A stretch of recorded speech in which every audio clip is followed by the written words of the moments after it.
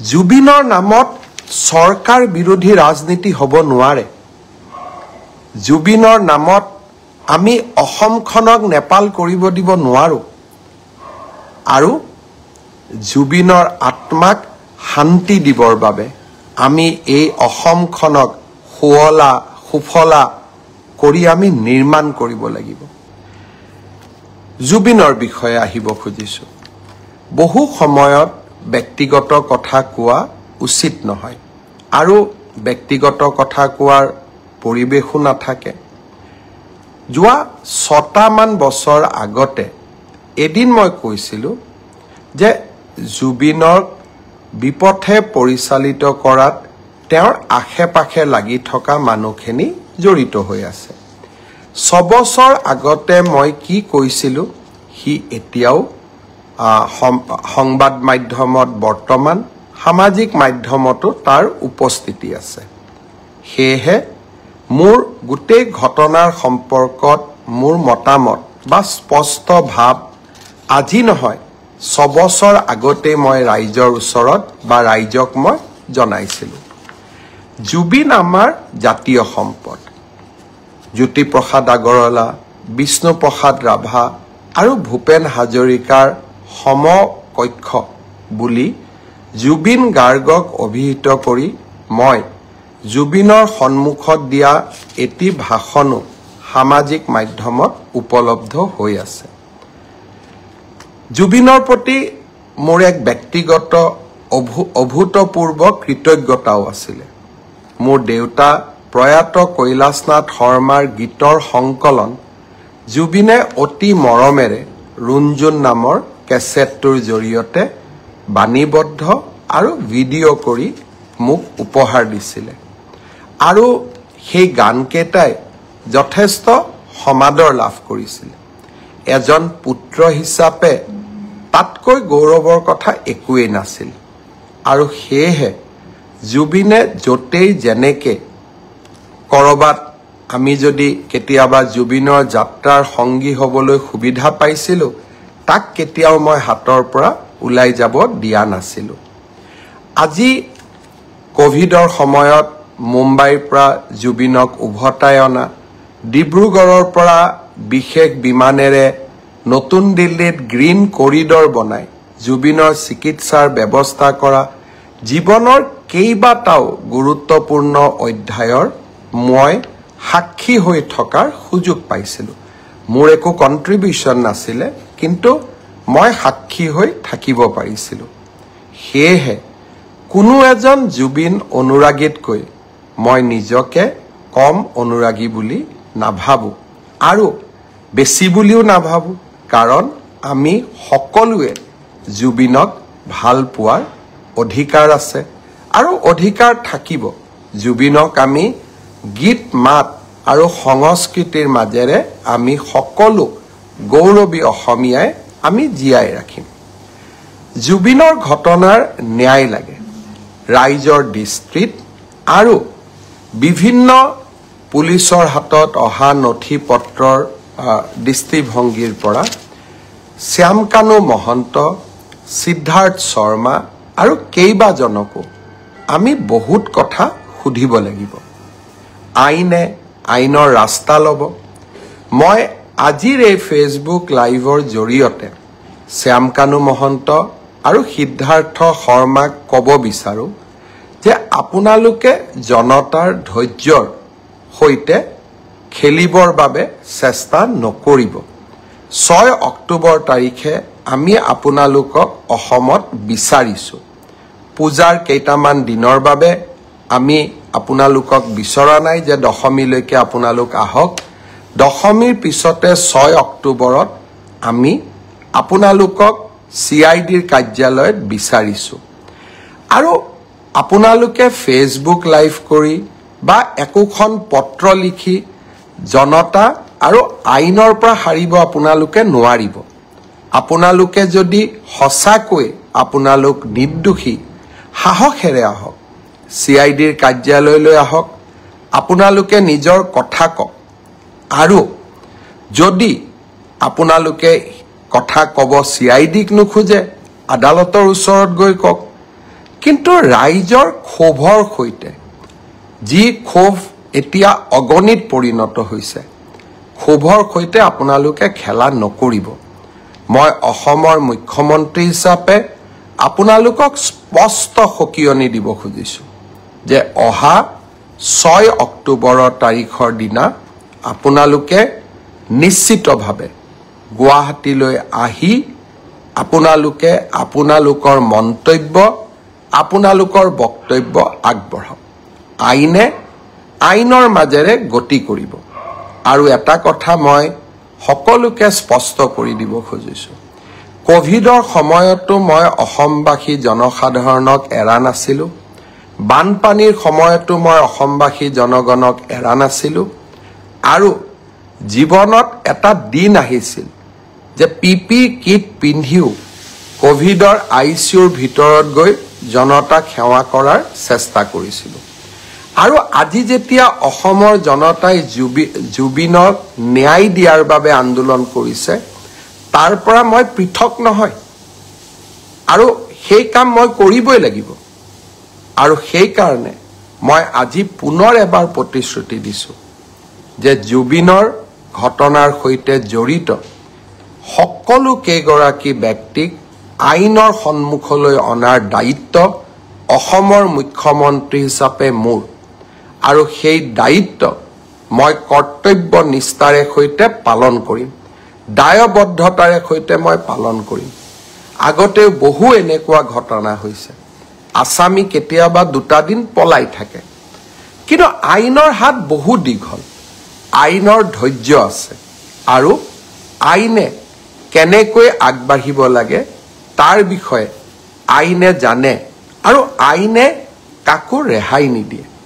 অসম পুলিচে বিভিন্ন সময়ত প্ৰমাণ কৰিছে, শিশুৰ বলাৎকাৰৰ ঘটনাৰ পৰা গড় হত্যাৰ আসামীলৈকে অসম পুলিচে ইতিমধ্যে প্ৰমাণ কৰিছে যে অসম পুলিচে সময়ত কিমান শক্তিশালী ভূমিকা ল'ব পাৰে।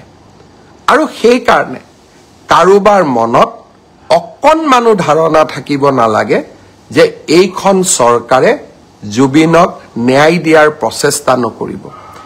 এইখন চৰকাৰে শ্যামকানু মহন্ত, সিদ্ধাৰ্থ শৰ্মাৰ দৰে ব্যক্তিৰ ওচৰত শিৰ নত কৰিব। এইখন চৰকাৰে অসমৰ ৰাইজৰ ওচৰত শিৰ নত কৰিব, সিদ্ধাৰ্থ শৰ্মা আৰু শ্যামকানু মহন্তৰ ওচৰত শিৰ নত নকৰে। আৰু সেইবাবে মই সিদ্ধাৰ্থ শৰ্মা আৰু শ্যামকানু মহন্তক কম যে ঘটনা প্ৰবাহ বহু দূৰলৈ যাব নিদিব। আইনৰ কোনোবাই যদি ভাবিব পাৰে যে আমি আদালতত যাম, এণ্টিচিপেটৰী বেইল ল'ম, ইণ্টাৰিম বেইল ল'ম, এই প্ৰচেষ্টাবিলাক কৰা উচিত নহয়। কাৰণ জুবিন এগৰাকী জাতীয় সম্পদ। জুবিনৰ হত্যাৰ প্ৰতিটো মুহূৰ্তৰ ঘটনা তন্ন কৰি ৰাইজৰ আগত আপোনালোকে ক'ব লাগিব। আৰু মই ভাবো এই কাম আপোনালোকে কৰিব। আৰু আপোনালোকক কোনো ক্ষেত্ৰতে আইনৰ বাহিৰত গৈ শাস্তি দিয়া নহয়। আইনে আপোনালোকক দোষী হলে শাস্তি দিব, দোষী নহলে আপোনালোকক নিৰ্দোষী বুলি ক'ব। কিন্তু আইনৰ পৰা দূৰত থাকিলে আপোনালোকে কেতিয়াও নাভাবিব যে চৰকাৰ মনে মনে থাকিব আৰু চৰকাৰে ব্যৱস্থা নল'ব। মই আৰু কেইটামান মনৰ কথা ক'ব খুজিছো। এইখন জুবিনৰ অসম, এইখন আমাৰ জননী আৰু জন্মভূমি। এইখন অসমত আমি যিকোনো কাৰণতে এইখন অসমক আমি নেপাল কৰিব নোৱাৰো। কেইটামান দিনৰ পৰা সামাজিক মাধ্যমত নেপালৰ উদাহৰণ দিয়া হৈছে। আমি অসমত লাচিতৰ উদাহৰণ দিম, আমি অসমত আমি মহাৰাজ পিথুৰ উদাহৰণ দিম, আমি ভগদত্তৰ উদাহৰণ দিম, আমি ভূপেন হাজৰিকাৰ উদাহৰণ দিম, আমি জুবিন গাৰ্গৰ উদাহৰণ দিম। আমি নেপালৰ উদাহৰণে অসম নচলাম। আজি এটাই মই কথা ক'ব খোজো, এটাও যদি অসমৰ সম্পত্তিক আজি আমি হানি কৰোঁ, আটাইতকৈ দুখ জুবিন গাৰ্গে পাব। কাৰণ এইখন জুবিনৰ অসম, আমাৰ সকলোৰে জননী আৰু জন্মভূমি। আজি কেইগৰাকীমান ব্যক্তিয়ে জুবিনৰ ন্যায় বিচাৰি ৰাস্তাত আন্দোলন কৰিছে। পুলিচে তেওঁলোকক গ্ৰেপ্তাৰ কৰিছে আৰু মানুহে সুধিছে তেওঁলোকক কিয় গ্ৰেপ্তাৰ কৰা হ'ল। এজন ব্যক্তিৰ নাম অজয় ফুকন। জুবিন গাৰ্গে নিজে এই ব্যক্তিজনৰ বিষয়ে কৈ যোৱা কথাকেইটা আপোনালোকে শুনিব। জুবিনে জীৱনকালত কৈ গৈছিল যে এই ব্যক্তিজনৰ জৰিয়তে মোৰ লগত কোনেও সম্পৰ্ক নকৰিব। মই জুবিনে দিয়া টুইটটো মই পঢ়ি দিব খোজা নাই। জুবিনৰ ভিডিঅ'টো সামাজিক মাধ্যমত উপলব্ধ থাকিব। আৰু এইগৰাকী ব্যক্তিয়ে কংগ্ৰেছ দলৰ যোৱা চাবুৱা বিধানসভা সমষ্টিৰ প্ৰাৰ্থী আছিল। আনজন ন্যায় বিচৰা ব্যক্তি হ'ল ভিক্টৰ দাস। এগৰাকী সহজ সৰল ছোৱালীক কেনেকৈ গুৰুল কৰি এই ব্যক্তিজনে পিটিছিলে তাৰ প্ৰতিচ্ছবি এতিয়াও আমাৰ সন্মুখত পৰা আঁতৰি যোৱা নাই। যিদিনাখন এই ব্যক্তিজনে ছোৱালীজনীক গুৰুল কৰি মাৰিছিলে, মই ভাবো সিদিনাখন জুবিনেও কান্দিছিলে আৰু জুবিনেও এই ব্যক্তিজনৰ বিৰুদ্ধে ন্যায় বিচাৰিছিলে। অসমবাসী ৰাইজক মই বিনম্ৰতাৰে সৈতে ক'ব খোজো, জুবিনৰ নামত চৰকাৰ বিৰোধী ৰাজনীতি হ'ব নোৱাৰে। জুবিনৰ নামত আমি অসমখনক নেপাল কৰিব দিব নোৱাৰো আৰু জুবিনৰ আত্মাক শান্তি দিবৰ বাবে আমি এই অসমখনক সুফলা কৰি আমি নিৰ্মাণ কৰিব লাগিব। এইখন অসমক আমি ভাৰতৰ শ্ৰেষ্ঠতম ৰাজ্য কৰিব লাগিব। সেইবাবে মই সকলোকে কৰজোৰে অনুৰোধ কৰোঁ, নেপাল কৰাৰ প্ৰচেষ্টা নকৰিব, কাৰণ ইয়ে জুবিনৰ আত্মাক আটাইতকৈ কষ্ট দিব। আইনে তাৰ কি ব্যৱস্থা ল'ব পিছৰ কথা, কিন্তু কোনোবাই যদি ভাবে যে হিংসাই কাৰোবাক ন্যায় দিব, মই ভাবোঁ সেয়া কেতিয়াও সম্ভৱ হ'ব নোৱাৰে। আইনে ন্যায় দিব। অসমৰ মুখ্যমন্ত্ৰী হিচাপে মই আপোনালোকক প্ৰতিশ্ৰুতি দিছোঁ। শ্যামকানু মহন্ত, সিদ্ধাৰ্থ শৰ্মা, শেখৰ গোস্বামী, যোনেই নহওক কিয়, আৰু দুই এজনৰ নাম মই লোৱা নাই, আমি কেতিয়াও তেওঁলোকক বিচাৰ নোহোৱাকৈ তেওঁলোকক সহজে আমাৰ হাতৰ পৰা আমি যাব নিদিওঁ। মাত্ৰ ৰাইজক মই অনুৰোধ কৰিম, আপোনালোকে আইন হাতত নল'ব। পুলিচ আছে আৰু অসম পুলিচে যোৱা 5টা বছৰত কৰি অহা কাম আপোনালোকে দেখিছে। কাজিৰঙাত এটাও গড় হত্যা নোহোৱা হ'ল। শিশুক ঢিঙৰ ঘটনা জানে।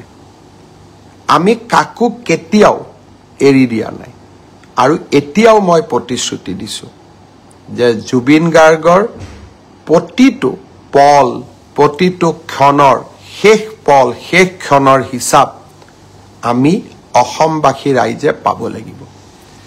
ধৈৰ্য আমাৰ থাকিব লাগিব, কাৰণ যদি আমি ধৈৰ্য হেৰুৱাই পেলাওঁ তেতিয়াহ'লে আমি আমাৰ মানসিক সন্তুলনো হেৰুৱাই পেলাম আৰু তেতিয়া আমি আমাৰ আকাংক্ষিত লক্ষ্যত উপনীত হ'ব নোৱাৰোঁ।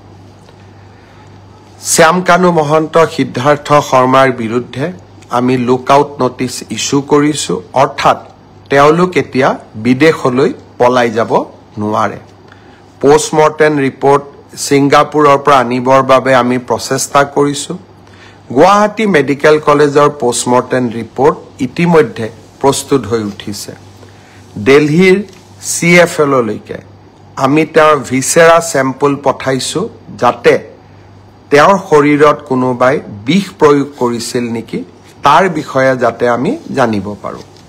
শ্যামকানু মহন্তৰ প্ৰত্যেকটো একাউণ্ট, পেন কাৰ্ড, তেওঁৰ ক্ৰেডিট কাৰ্ড আমি সকলো ফ্ৰিজ কৰিছোঁ, যাতে তেওঁ বহু দিনলৈ বাহিৰত থাকিব নোৱাৰে। আৰু 6 অক্টোবৰৰ দিনাখনলৈকে যদি সিদ্ধাৰ্থ শৰ্মা আৰু শ্যামকানু মহন্ত নাহে অসম পুলিচে আপ্ৰাণ প্ৰচেষ্টা কৰিব তেওঁলোক য'তেই আছে তাৰ পৰা আমি উভতাই অসম ভূমিলৈ লৈ অহাৰ বাবে আৰু আপোনালোকৰ হাততো কিবা তথ্য থাকিলে আপোনালোকেও আমাক সহযোগিতা কৰিব জুবিন ৰাইজৰ সম্পদ জুবিনক ন্যায় দিয়াৰ দায়িত্ব প্ৰত্যেকগৰাকী অসমবাসী ৰাইজৰ কৰ্তব্য আমি কেইজনমানে এই দায়িত্ব মূৰত তুলি ল'ব নালাগে এই দায়িত্ব 3 কোটি অসমৰ জনতাই আজি মূৰত তুলি লৈছে আৰু জনতাৰ প্ৰতিনিধি হিচাপে এই দায়িত্ব মই নিষ্ঠাৰে আৰু সততাৰে সৈতে পালন কৰিম প্ৰতিটো মুহূৰ্ত আজি কোনোবা এজন বেলেগ সিদ্ধাৰ্থ শৰ্মা আহি পাব দিল্লীত আমি উৰা বাতৰি উলিয়াই দিম যে 10 বিট বহি থকা ব্যক্তি এইজনেই হয় দুটা আৰু এটা উৰা বাতৰি উলিয়াই দিম শ্যামকানু মহন্ত গুৱাহাটীতে বহি আছে মই ভাবো উৰা বাতৰি আমাৰ মনবোৰ অশান্ত কৰিব এখন জুবিনৰ হকে কাম কৰা নিষ্ঠাৰে কাম কৰিব বিচৰা চৰকাৰ আৰু অসমৰ মুখ্যমন্ত্ৰী আপোনালোকৰ লগত আছে যিদিনাখন মই বিফল হম সিদিনাখন আপোনালোকে মোক শাস্তি দিব কিছুমানে কৈছে যে 26ত ভোট নিদিও হি স্পষ্ট কথা আমি যদি জুবিনক ন্যায় দিব নোৱাৰো আমাক আপোনালোকে কিয় ভোট দিব নিদিয়াটো স্বাভাৱিক আৰু তাক আমি মানিও ল'ব লাগিব সেইবাবে ৰাইজক মই আকৌ এবাৰ আন্তৰিকতাৰে সৈতে জনাব খুজিছো যে মই মোৰ লক্ষ্যত অটল হৈ আছো আৰু এই লক্ষ্যত অটল হৈ থাকিয়ে মই কাম কৰি যাম আজিৰ পৰা 10-12 বছৰ আগতে শ্যামকানু মহন্তৰ লগত কেতিয়াবা উঠা ফটো এখন সামাজিক মাধ্যমত দিব ঠিক তেনেকে অখিল গগৈও শ্যামকানু মহন্তৰ লগত ফটো উঠিছিল কাৰণ আমি সামাজিক ব্যক্তি আজি ৰাতিপুৱাও 50-60 গৰাকী মানুহৰ লগত মই ফটো উঠি আহিছো কোন কি মইতো নাজানো কিন্তু এজন সামাজিক ব্যক্তি হিচাপে জীৱনৰ বিভিন্ন মুহূৰ্তত বিভিন্ন সময়ত কাৰোবাক আমি লগ পাওঁ কিন্তু অপৰাধীক সহায় কৰা হি অসমৰ মুখ্যমন্ত্ৰীৰ দায়িত্ব হ'ব নোৱাৰে ব্যক্তিগত সম্পৰ্কৰ ওপৰত গৈ আমি জুবিনক ন্যায় দিবই লাগিব সমাজক আমি সন্তুষ্টি কৰিবই লাগিব আৰু এয়া মোৰ দায়িত্ব আৰু কৰ্তব্য মই মাত্ৰ এটাই অনুৰোধ কৰিম অসমক নেপাল বনাম বুলি নকব বহু কষ্ট কৰি আমি সকলোৱে এইখন অসমলৈ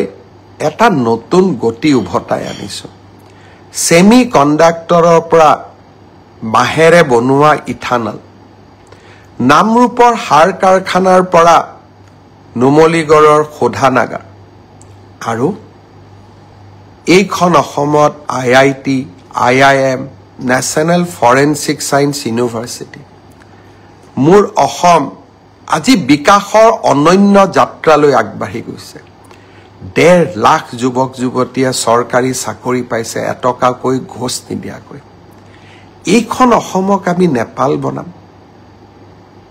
এইখন অসমক আমি লণ্ডভণ্ড কৰিম মোৰ মনে নামানে মোৰ প্ৰাণে নামানে অসমৰ যুৱ শক্তিয়ে এইখন অসমক আগুৱাই লৈ যাব এইখন জুবিনৰ অসম এইখন ভূপেন হাজৰিকাৰ অসম এইখন জ্যোতি বিষ্ণুৰ অসম আৰু এইখন অসমক আমি মহাশক্তি কৰিব লাগিব জুবিনৰ ঘটনাৰ নিৰপেক্ষ তদন্ত কৰিবৰ বাবে যোৱাকালি মই গুৱাহাটী উচ্চ ন্যায়ালয়ৰ মুখ্য ন্যায়াধীশক এখন চিঠি লিখিছো যে এজন সিটিং জাজেৰে আপুনি এখন জুডিশিয়েল কমিশনো গঠন কৰি দিয়ক যদি পুলিচৰ তদন্তত কিবা ভুল থাকে জুডিশিয়েল কমিশনখনে যাতে আমাক তন্নকৈ চাই থাকিব পাৰে অৰ্থাৎ আমি ট্ৰান্সপাৰেন্সি আৰু স্বচ্ছতাৰ মাজেৰে এই তদন্তক আমি আগবঢ়াই লৈ যাব বিচাৰো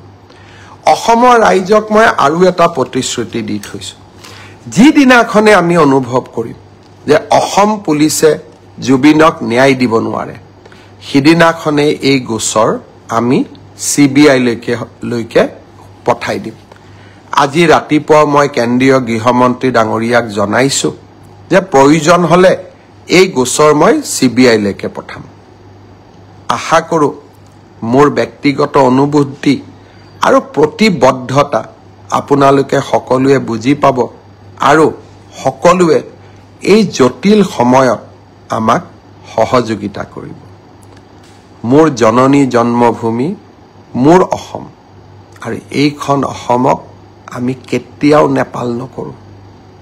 এইখন অসম সদায় বিকাশৰ গতিৰে আগবাঢ়িব আৰু যিসকলে অসমখনক নেপাল কৰিব খুজিব তেওঁলোকৰ লগত মোৰ ৰাস্তা নিমিলে আৰু তেওঁলোকক জীৱনৰ শেষ মুহূৰ্তলৈ আৰু জীৱনত এটোপা ৰক্ত থকালৈকে অসমক নেপাল কৰিব খোজা সকলৰ সৈতে সাহসেৰে মই থিয় দিম। লাগিলে তেনে কৰিবলৈ যাওঁতে মই মৃত্যুকো সাৱটি ল'ম। বহুত বহুত ধন্যবাদ।